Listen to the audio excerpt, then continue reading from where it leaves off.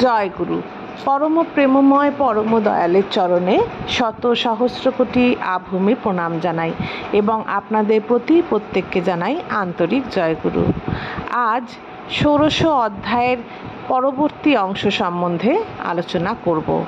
ষোড়শ অধ্যায়ের প্রথম অংশে বর্ণিত হয়েছে যে এই পৃথিবীতে দুই প্রকারের মানুষ সৃষ্টি হয়েছে, এক দৈবী প্রকৃতি সম্পন্ন এবং অপরটি আসুরি প্রকৃতি সম্পন্ন।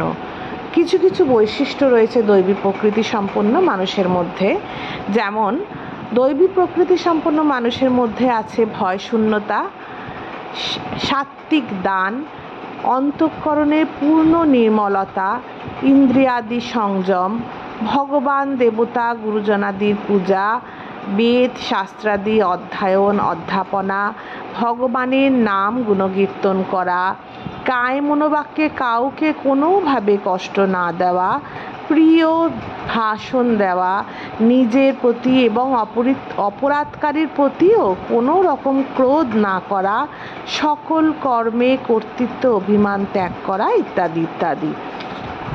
অপরদিকে আসুরি প্রকৃতি সম্পন্ন মানুষের মধ্যে রয়েছে দম্ভ, দর্প, অভিমান, ক্রোধ, নিষ্ঠুরতা ও অজ্ঞানতা। ভগবান শ্রীকৃষ্ণ এই ষোড়শ অধ্যায়ে আসুরি প্রকৃতি সম্পন্ন মানুষের সম্বন্ধে বিস্তারিতভাবে আলোচনা করেছেন।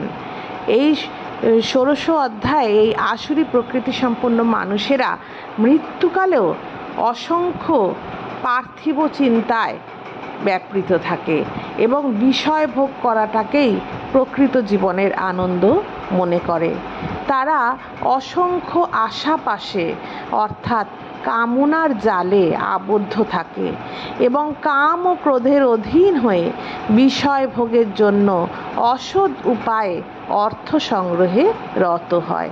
তারা ভাবতে থাকে যে আজ আমার এই ধন লাভ হলো, ভবিষ্যতে আমার এই আশা পূরণ হবে, আমার এত ধন আছে, পরে আরও ধন লাভ হবে, এই দুর্জয় শত্রুকে আমি নাশ করেছি, এইবার অন্যান্যদেরও নাশ করব, আমি ঈশ্বর, আমি ভোগী, আমি পুরুষার্থ সম্পন্ন, বলবান এবং সুখী, আমি অত্যন্ত ধনী এবং অনেক আত্মীয় স্বজন পরিবেষ্টিত, আমার মতো আর কে আছে, আমি যজ্ঞ করব, দান করব, আমোদ করব।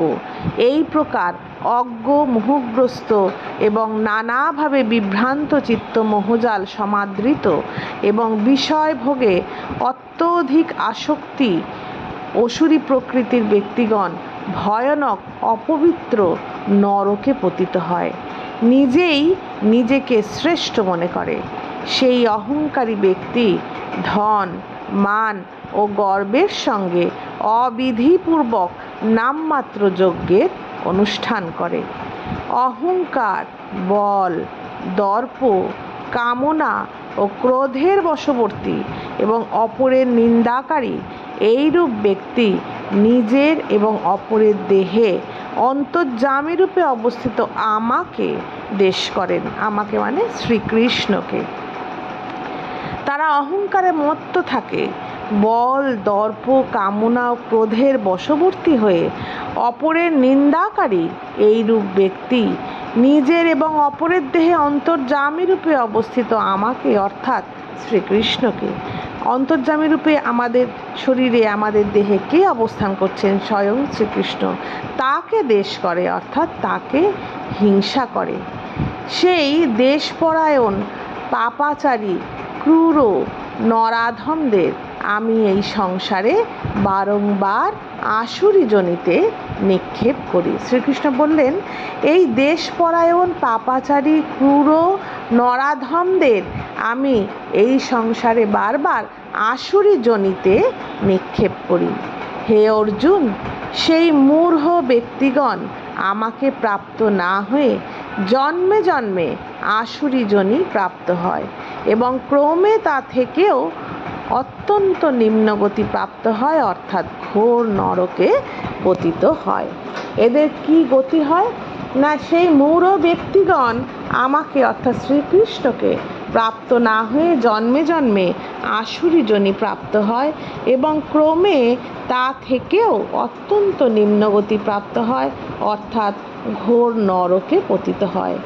কাম, ক্রোধ এবং লোভ এই তিনটি নরকের দ্বারস্বরূপ এবং আত্মার হননকারী, অর্থাৎ আত্মাকে অধোগামী করে। অতএব এই তিনটি বিষবৎ ত্যাগ করা উচিত। শ্রীকৃষ্ণ কি বললেন?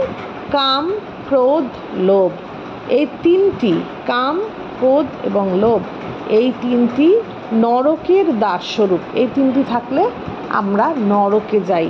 তাই কাম, ক্রোধ, লোভ এই তিনটি নরকের দ্বারস্বরূপ এবং আত্মার হননকারী এবং আত্মাকে অধোগতি সম্পন্ন করে এই কাম, ক্রোধ, লোভ। তাই এরা আত্মার হননকারী, অর্থাৎ আত্মাকে অধোগামী করে।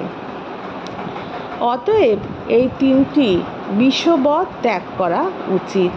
হে অর্জুন, এই তিন নরকের দ্বার হতে মুক্ত ব্যক্তি নিজ কল্যাণ সাধনে সমর্থ হন। তাহলে নিজ কল্যাণ সাধন কারা করতে পারে? যারা এই তিনটি থেকে মুক্ত থাকতে পারে। এই তিনটি হচ্ছে নরকের দ্বারস্বরূপ, কাম, ক্রোধ, লোভ হচ্ছে নরকের দ্বারস্বরূপ এবং এই তিন নরকের দ্বার হতে মুক্ত ব্যক্তি নিজ কল্যাণ সাধনে সমর্থ হন। সেই জন্য তিনি পরম গতি প্রাপ্ত হন এবং আমাকে লোভ করেন।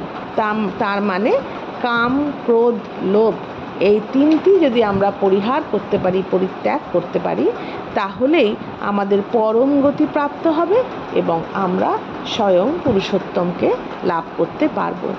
যে ব্যক্তি শাস্ত্রবিধি ত্যাগ করে স্বেচ্ছাচারী হয়ে খুশি মতো আচরণ করে, সে সিদ্ধি লাভ করে না, মোক্ষ লাভ করে না, সুখও প্রাপ্ত হয় না। তাহলে যে ব্যক্তি শাস্ত্রবিধি পরিত্যাগ করে স্বেচ্ছাচারী হয়ে খুশি মতো আচরণ করে, সে সিদ্ধি লাভ করে না, মোক্ষ লাভ করে না এবং সুখও প্রাপ্ত হয় না।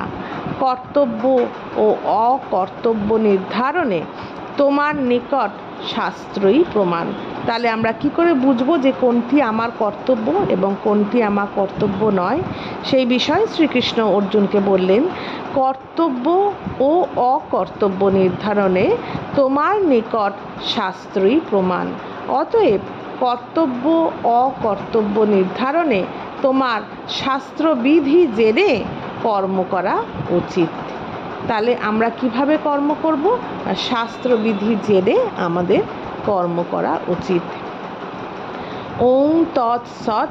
শ্রীমদ্ভগবদ্গীতারূপী উপনিষদ তথা ব্রহ্মবিদ্যা বিষয়ক যোগশাস্ত্রে শ্রীকৃষ্ণ অর্জুন সংবাদে দৈবাসুর সম্পদ বিভাগযোগ নামক ১৬শ অধ্যায় এখানেই সম্পূর্ণ হলো। আজ এতটুকুই। জয় গুরু। সবাই ভালো থাকবেন, সুস্থ থাকবেন। বন্দে পুরুষোত্তমম।